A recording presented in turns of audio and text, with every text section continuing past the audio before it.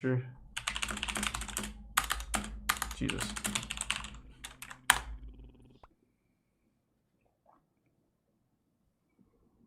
This. Most 3D character-driven video games can be Mad pretty Cow. easily placed into one of two categories, either first-person or third-person. In a first-person game, you see the game world through the actual eyes of the player character as though you were that character, and in a third-person game, you see the player character from the outside, often from behind their back or from a fixed isometric perspective. But the existence of these two perspectives begs a question. If this is what a Maybe Tier first-person 1 game looks Bradford. like, and this is what a third-person video game looks like, what exactly would second person look like? Now, I'm not the first person to wonder about this. The question of whether or not a second-person shooter could actually exist is one that has plagued video game message boards just about as long as the internet has existed. It's also served as the premise for some pretty good comedy sketches over the years, like this one from Mega 64. Introducing the world's first second-person shooter.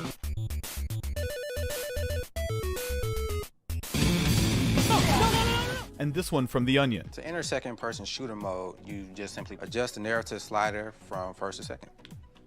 You are walking down a long corridor.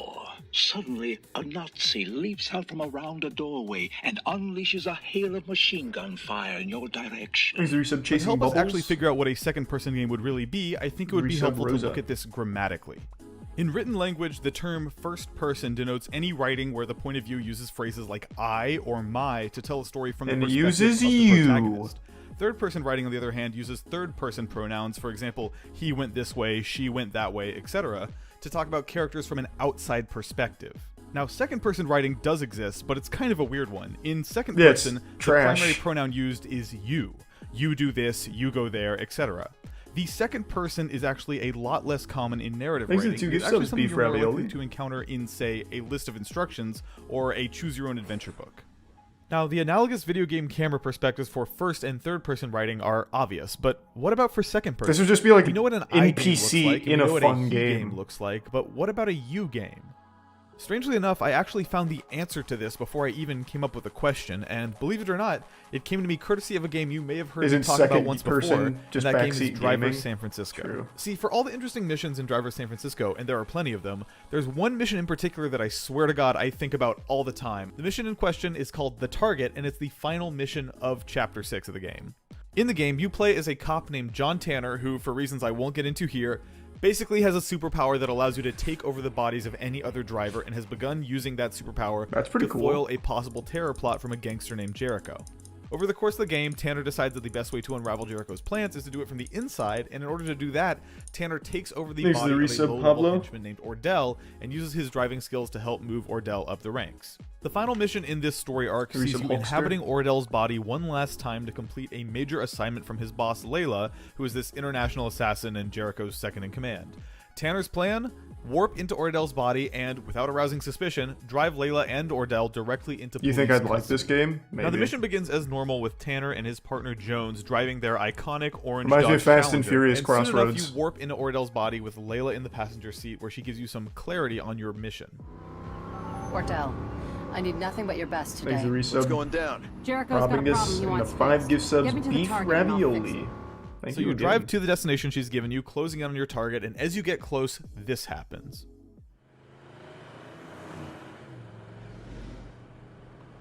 Slow down.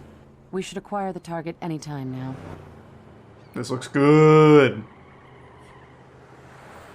Hi Dawson, and thanks for the bits, The yellow Wonder. Dodge, up ahead. Stay close, but don't be obvious. That's my car. What?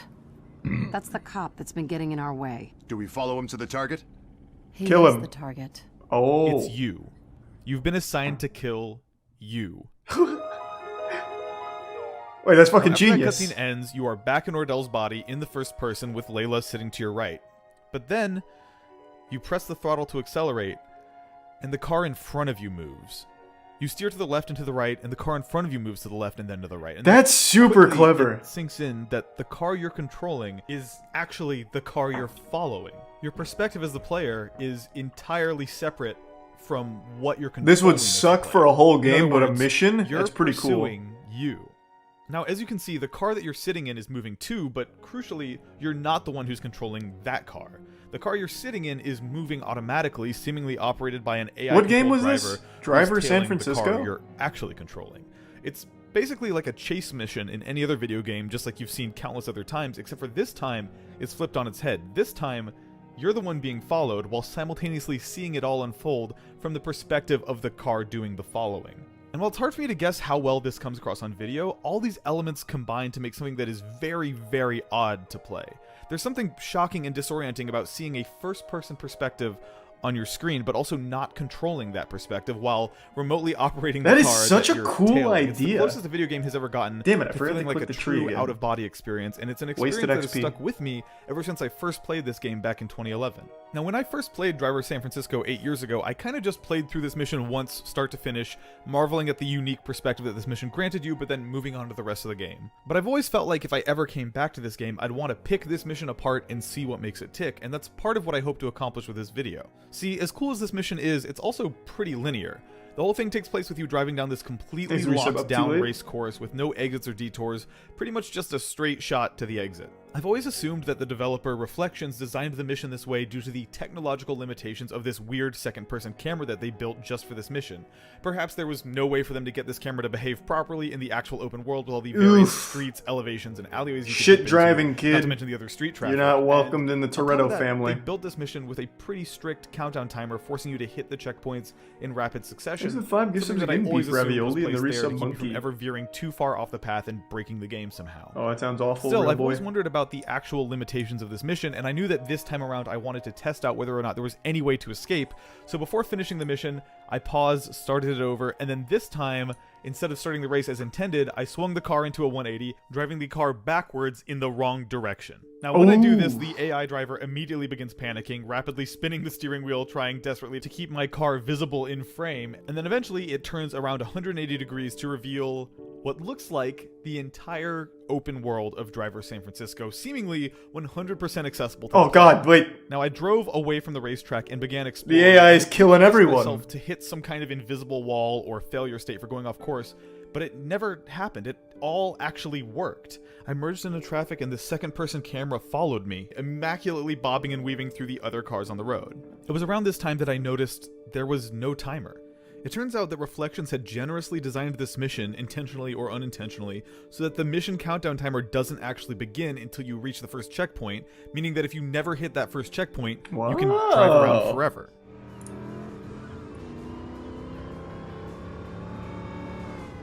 This led to what I can only describe as a transcendent video game experience. It felt Well, like that's I was a bit seeing pretentious. something that I was never meant to see. This ability to explore the city as The much as I universe wanted to, all slowly from this melted wholly around me. unique, extremely surreal second-person viewpoint. It felt like a magical experience and one that almost nobody else has experienced for themselves. True, this is Now, entirely revisiting unique. this mission and managing to escape the confines laid down by the developers all those years ago, I really wanted to try and push this thing to its limits. I couldn't resist trying to break things a little. I drove the car off ramps, into oncoming traffic, all of it, but surprisingly, it held together perfectly. That is, until I tried one specific thing. See, I haven't talked about it before, but this mission actually does have a failure condition. In the lower right corner of the screen, there's a health meter, and it represents the health of Tanner's car, the car you're chasing/driving. That's exactly but if the you get kind into of one shit too you many say. collisions while Yeah, driving this car in ironically, the second person, not you can seriously. actually run out of health, causing Tanner to die and the mission to end in a loss. Now, this is actually pretty hard to achieve on the default mission path they laid out, but driving into oncoming lanes of traffic and ramping off car transporters had taken its toll on my vehicle, and I only had a small sliver of health left. Wanting to explore this mission as long as possible, I gingerly resub, pulled Ricky. Tanner's car into a narrow alleyway, and then decided to try out the one thing I hadn't attempted yet: myself. I see the 6 gifts This of put beef the AI driver ravioli. in a weird Appreciate it, position. man. It now had to drive Thank you backwards again. just to keep me in the frame, and it was also narrowly sandwiched between the two walls of the alley, giving it almost no room to maneuver. I kept driving towards myself, putting on the pressure closer and closer, and then... Whoa! Nice work. it broke. All at once, the second-person Wow. vehicle shoots into a wall, clips through it, and Sent then them launches straight to hundreds of hell. feet into the air. Briefly, one frame at a time, we can get glimpses of the chaos that unfolded. We see the car inside the wall, then we see the car's front console flipped over, we see what appears to be the ocean floor, and then the pavement as seen from underneath. We see rooftops, the driver's arm, the sky, trees, abstract geometry, and then the city from above, flooded with unloaded geometry. After that, we see the car spinning and spinning in midair, giving us glimpses of San Francisco from above, before finally getting so high San Francisco's that never nothing looked can better. be seen but endless ocean. And then, black. Suddenly, all at once, the car snaps back to Earth. The health meter for Tanner's vehicle turns blindingly white, and then the second-person viewpoint fills with an orange-yellow hue, Tanner's car. Quickly, it becomes clear that the second-person car has somehow spawned inside of Tanner's vehicle, dealing infinite damage to the car. A deafening crash sound can be heard, and shattered glass flies everywhere, and then, for a brief moment, right before the mission ends, And then he the gets camera arrested. inexplicably shifts into Tanner's car. The guy playing the game car is gets balanced on arrested its for this. nose, its windshield shattered, thrust impossibly through another vehicle.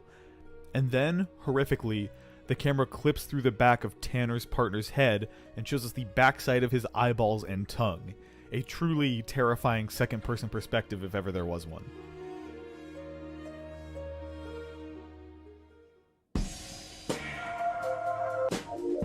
Shaken by my otherworldly encounter seemingly brought on by pushing this already existential Shaken? mission to its limits, I reset the mission and played beginning to end one last time, this time careful to do it the right way, not wanting to disturb whatever eldritch being I'd upset by breaking the mission in the first place. After all, I thought, I know that every mission in Driver San Francisco ends with a continue and retry option, so if I really wanted to explore this mission again, I could always hit the retry button to give it another shot after running through it normally. So, I proceed to complete the mission as intended, a mission, by the way, that ends with the antagonist Jericho actually taking over your body and attempting to drive you into a lethal car accident. You mean Jericho? Sit back and enjoy the Fuck! show. Not many people get to watch themselves die. A problem that Tanner decides to solve by, disturbingly enough, shifting for the first and only time in the game into his partner Jones's body. Yes, that partner. What the hell's going on? Anyways, I go to finish What the a mission fucking the wrong way, game. staying on the path, fully expecting the restart option that appears after most missions to show up. Instead, I get to the end of the mission, and for some reason that I still can't explain, the only option was continue. The reset option had vanished. Panicked, I quickly hit Alt F4 and exited the game, hoping I could load up my save file and play through the mission again, but it was too late. It had already autosaved. Oh, and the mission no! was gone with no way to replay it again. And that mission has been banned from the game forever. Driver San Francisco is a game full of weird, interesting, strikingly designed missions, but to me, the target has always stood out as the perfect example of what makes this game special. Video games are an entire medium built around taking over others' bodies, and Driver San Francisco is a richly existential and metatextual reflection of this idea. This mission in particular brought these ideas to the fore in a way that I wasn't fully prepared for, and that I'm only now beginning to wrap my head around years and years later. Even writing the script for this video felt like a mind-bending exercise in trying to explain something that is borderline unexplainable. You really have to play it for yourself to get a full sense of how crazy this mission feels. In designing this mission, Reflections took decades of 3D video game conventions and turned them on their head. It doesn't to create really what feels seem like a truly unexplainable, out-of-body though, like, experience. You That, just to play me, from the is an perspective of someone accomplishment worth else celebrating. looking at you. Please play Driver San Francisco. If you're here, This honestly felt like more of a review of the game. Oh God.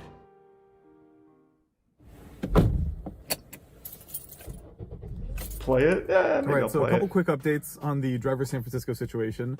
The petition to get Ubisoft to relist the game that I mentioned at the end of my last video Hunted is by the now at government over now. 70,000 signatures, which is insane. Please, if you have any interest in this game, please sign this petition.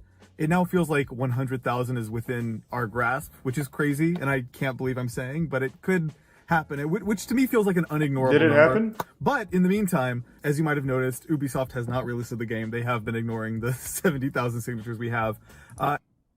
This is 2 years old. Is it relisted? Is Driver San Francisco back? No. Nah. Nope. Man, fuck Ubisoft. Ubisoft does nothing but make shit open world games. Give me Driver San Francisco. That looked kind of cool.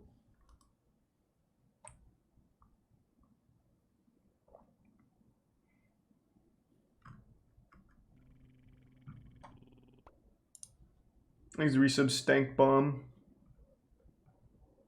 No, I'm not playing any Rocket League tonight.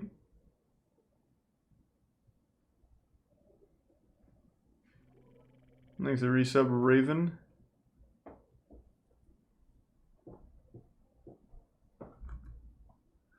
That's not true. They also abuse their employees. Oh, yeah, good point, good point.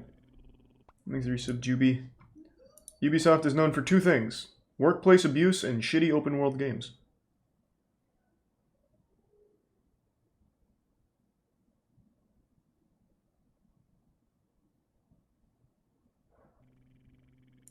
Thanks to the resub Cathasa. You can buy the disc for Driver San Francisco. True. I guess that would be a way of circumventing that.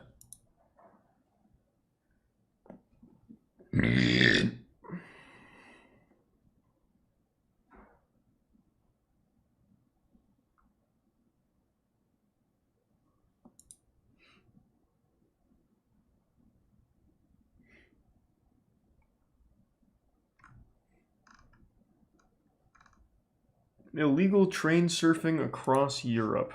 Okay, okay.